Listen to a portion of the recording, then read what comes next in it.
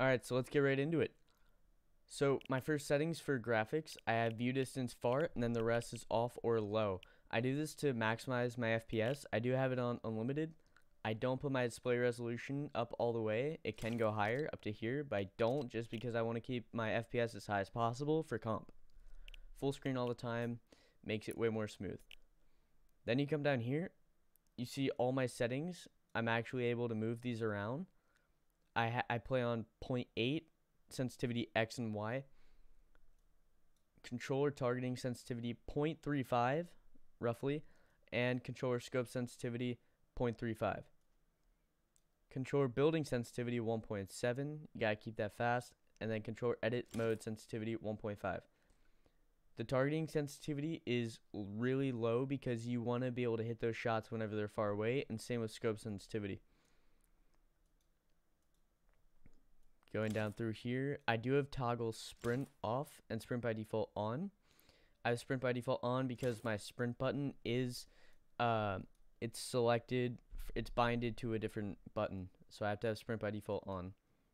Sprint cancels reloading off if you have sprint by default on. Aim assist obviously on. Reset building choice on. I think that's most important because you need to have wall every single time that you go to switch mode into building, because that's most of the time the first thing you're ever going to place. Tap to search, interact, that's on for me. Turbo building on. Edit aim assist never on. That screws up your edits so much. Turbo delete in creative mode, yes. Controller auto run, yes. Open doors automatically, no, because if you don't open a door, it'll auto open it, and then you're screwed. 1 pump, 200 tap. Throw your controller out the window, broken, gotta go buy a new one. Auto pick up weapons, no. Auto sort consumables to right. I found that pretty effective. I like that. So whenever I pick up like a slurp or anything like that, it just goes all the way to the right. I love that. Build a pro, build immediately. This is like, you need to have this for controller. This is a must-have. Vibration on. That's just preference. All right, going over here. So this is the new update that I was talking about. Fortnite, the most recent update, added this for controller players. Only controller players. This sensitivity, you could put it on 8 just like I do right here, but it's completely different. Every single number is different in speed, so it would be so hard to get used to it again. You don't even know how to get back into it.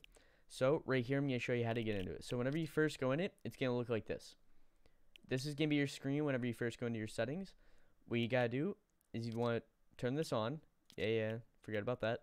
Scroll all the way down, and then you're going to come down to use legacy look controls. Turn that on. And then you're immediately going to be able to switch these again because, watch, I'll show you whenever this is off. Boom, apply. This is grayed out. You can't touch it. So that automatically means that you're on this. You don't want to be on this. So turn that on. Then you're back to your normal settings. Everything's back to normal. Then I play on 0.5 brightness. Volume, that's not that important. This is just for comp. I play with this. I started to play with that in just normal pubs just to get used to it. But that's probably the most preferred one in comp. Don't care about that. All right, right here, Xbox controller. Xbox controller, obviously. I play standard grip, not claw. I use one paddle with my Elite controller. That one paddle is selected right here, right on the D-pad for edit. I have custom controls, which is set to Builder Pro. And then everything's normal except right on the D-pad's edit. I confirm with B. Whenever I want to reset the edit, I press LT. So I press right on the D-pad, LT for reset, and then B. 3 different buttons. How you edit pretty fast. And then right here for build controls, I have my left stick as trap picker, place, and interact. You have to have all 3 of these selected if you want for it to work. So then you can switch it and all that. But so basically that's why I have my sprint by default on. So then I can have my left button trap. So then I can literally press. I can be pressing this and looking at the same time and placing the traps. So I can place both sides quickly. And most importantly, the dead zone, which everyone needs to try and perfect. It's what everyone's trying to do because some people go too low. So then you get dead stick and then it's just moving and you're not even like trying to move your stick and you're just moving around. So this one definitely needs to be low so then your reaction time is faster. So then more than likely you will get the kill first.